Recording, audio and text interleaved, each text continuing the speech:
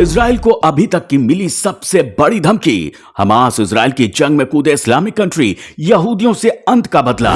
Gaza के अस्पताल पर हमले से भड़का ईरान, अमेरिका को भी दी भुगतने की धमकी। इस्लामिक दुनिया के जंग में कूदने से खौफनाक होगी लड़ाई। तीसरे विश्व युद्ध के लिए रहना होगा तैयार। मिडिल ईस्ट में चल रही है बारूदी हवाएं, जंगी मौसम में मौत की सुनामी आने के आसार।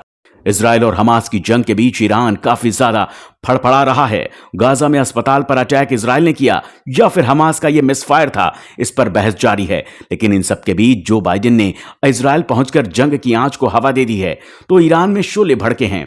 जिसके बाद क्रोध से लाल ईरान ने कहा है कि इजराइल गाजा पर अपने हमले बंद करे, वरना ईरान जंग में कूदेगा और फिर अंजाम काफी ज्यादा बुरे होंगे।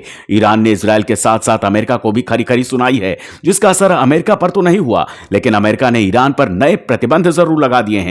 बाइडेन प्रशासन ने बुधवार को इजराइल के दुश्मन ईरान के बैलिस्टिक मिसाइल प्रोग्राम और ड्रोन कार्यक्रमों को टारगेट करने वाले नए प्रतिबंधों को लगा दिया है। इस तरह से ईरान को अमेरिका ने बड़ा झटका दिया है। इससे पहले लेबनान से हिजबुल्लाह इजराइल पर हमले शुरू कर चुका है। ईरान ने तो इजराइल को धमकी भी दी थी कि अगर वो गाजा पट्टी पर कब्जा करता है तो गंभीर परिणाम उसे भुगतने होंगे। इससे पहले ईरान की राजधानी तेहरान में हजारों लोग गाजा के अस्पताल में मारे गए लोगों को श्रद्धांजलि देने के लिए इकट्ठा हो गए। तेहरान में लोगों से रईसी ने कहा, अस्पताल पर हमले के साथ इजराइल का अंत शुरू हो गया है।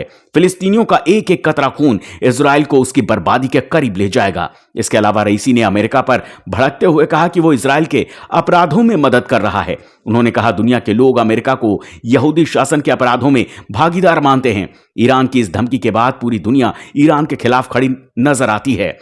जर्मनी ने कहा कि यह धमकी आग में घी डालने वाली है, इससे ईरान को बचना चाहिए। इसीलिए अब जर्मनी के चांसलर भी इजराइल पहुंचे, जिससे इजराइल को नया सपोर्ट मिला। ईरान के नेता इजराइल से बदला लेने के लिए पूरी इस्लामिक बिरादरी का आह्वान कर रहे हैं, जबकि इजराइल के साथ खड़ा अब पूरा पश्चिम और अमेरिका नजर आ रहा है। ऐसे में क्या यह जंग तीसरे विश्व युद्ध की ओर जाती दिख रही है? इस जंग में भले ही इजराइल, हमास, फिलिस्तीन, अमेरिका, ईरान सबके अपने अपने स्वार्थ निहित हो, लेकिन उस स्वार्थ के लिए न तो दुनिया को बंटना चाहिए, न ही मासूम की शक्ल में इंसानियत का खून बहना चाहिए।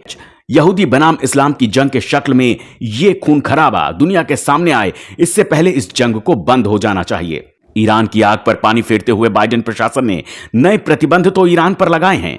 अमेरिका द्वारा ईरान में नए प्रतिबंध को ऐसे समय लगाया गया जब 2015 से ईरान के बैलिस्टिक मिसाइल कार्यक्रम पर लगे यूएन के प्रतिबंध समाप्त हो गए। इजराइल हमास में जंग के बाद से मिडिल ईस्ट में जो तनाव बढ़ रहा है, ऐसी टाइमिंग में ईरान पर यह प्रतिबंध लगाए गए हैं। दरअसल ईरान ने परमाणु समझौते की शर्तों का पिछले 8 सालों में उल्लंघन किया है। जर्मनी, फ्रांस, यूके और अमेरिका ने कहा है कि वे संयुक्त राष्ट्र के प्रतिबंध खत्म होने के बावजूद अपने राष्ट्रीय प्रतिबंधों के जरिए ईरान के मिसाइल प्रोग्राम के लिए इसी तरह की बाधा पैदा करेंगे।